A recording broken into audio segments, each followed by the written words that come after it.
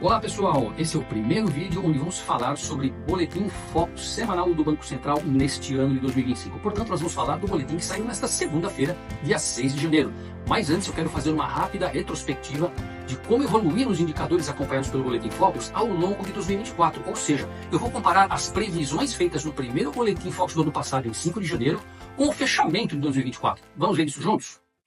Então vocês podem ver aqui, no caso, começando pelo IPCA, o nosso índice de inflação, ele era estimado pelo mercado fechar o ano passado com 3,90% e fechou em 4,89%. Lembrando que a inflação tem uma meta de 3% pelo Banco Central, com um intervalo de mais ou menos 1%. Portanto, o limite superior seria de 4,5%. Estouramos esse limite e fechamos com 4,89%.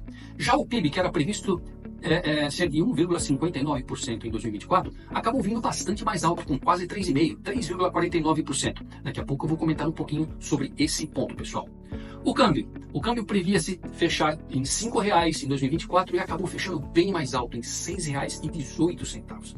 E a Selic, todo mundo falava no ano passado, puxa, 2024 atingiremos uma Selic de um dígito só, né? Teremos uma Selic, previsão naquele momento, de 9% no final de 2024, mas não, fechamos com 12,25% e com viés de alta. O Banco Central, pelo menos o que foi falado em dezembro, prevê, né, até esse momento, um aumento de mais 1% na Selic na reunião de janeiro e mais 1% na reunião de março, o que levaria a Selic ainda no primeiro trimestre a 14,25%, bastante alto, né?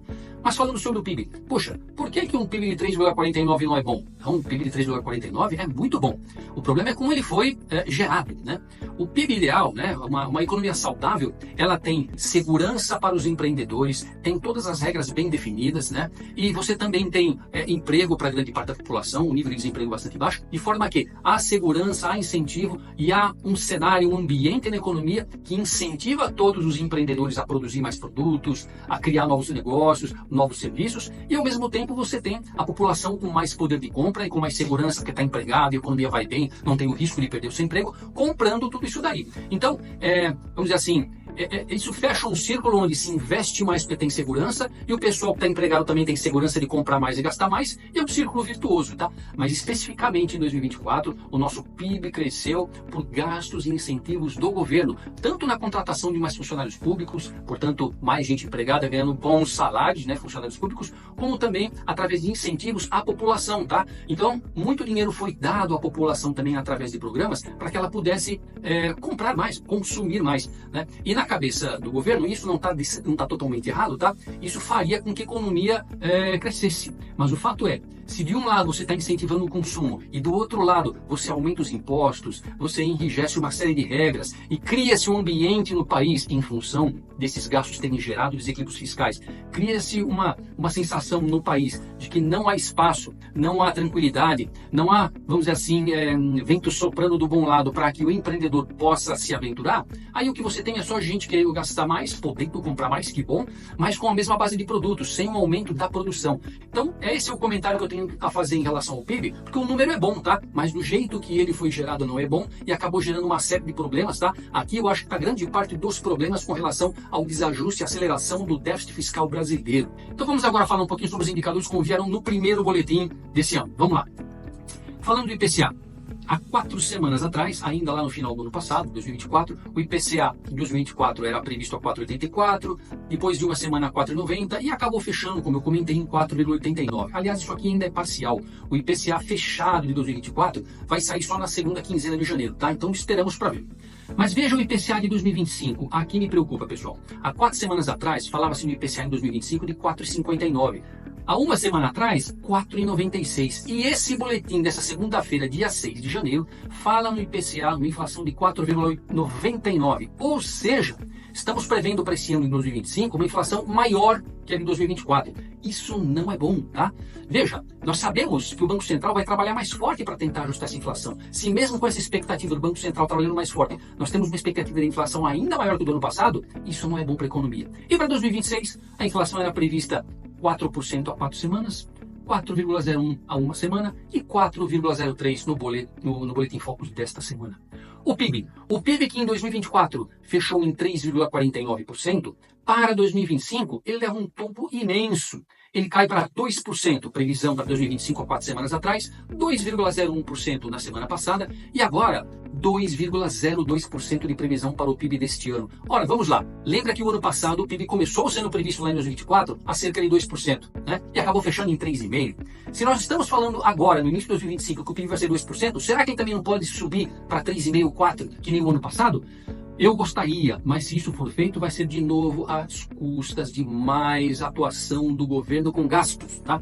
E se isso acontecer, o dólar vai subir ainda mais, o que não está previsto aqui, mas o dólar subirá ainda mais e a inflação também poderá subir ainda mais. Então, o meu medo é, se o PIB realmente for 2%, o que vai acontecer? Significa que a economia deu uma desaquecida, e se a economia deu uma desaquecida, o Banco Central vai ter que cortar as taxas de juros. Se o Banco Central cortar as taxas de juros ainda com uma inflação alta, o que vai acontecer? Eu vou dizer para vocês o que acontece. O dólar dispara. Então nós temos aqui uma situação muito complicada. Se realmente nós não tivermos um aumento do PIB maior que 2% e saudável, o que não parece provável até esse momento, nós teremos uma economia desaquecendo, uma taxa de juros em algum momento sendo forçada para baixo, tá? Porque se a economia começar a desaquecer e você não cortar a taxa de juros, ela vai cair ainda mais. Mas o resultado disso vai ser um aumento ainda mais no câmbio. Então veja só, a única coisa de solucionar isso, de novo, como equalizar isso é o governo tendo um pouco mais de bom senso e cortando despesas, equalizando as despesas com os impostos. Nós estamos tendo recorde de arrecadação de imposto. Novembro fechou com uma arrecadação de imposto recorde desde que começou a ser medido isso. E mesmo assim o déficit fiscal aumentou. Então veja, não parece que há muito mais espaço para continuar aumentando impostos. Gente, é hora de cortar despesas, pelo amor de Deus. Por favor, governo. O câmbio fechou, como eu disse, o ano passado a R$ 6,18. Para esse ano, começamos com uma previsão para o final do ano passado. Começamos com uma previsão há 4 semanas atrás para o final de 2025 com um câmbio a 5,77. Subiu um pouquinho na última semana a 5,96.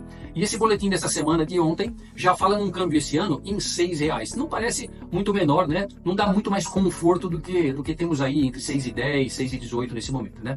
Então, câmbio ainda alto, expectativa para esse ano. E para o ano que vem, 2026, temos um câmbio esperado 4 semanas atrás de R$ 5,73.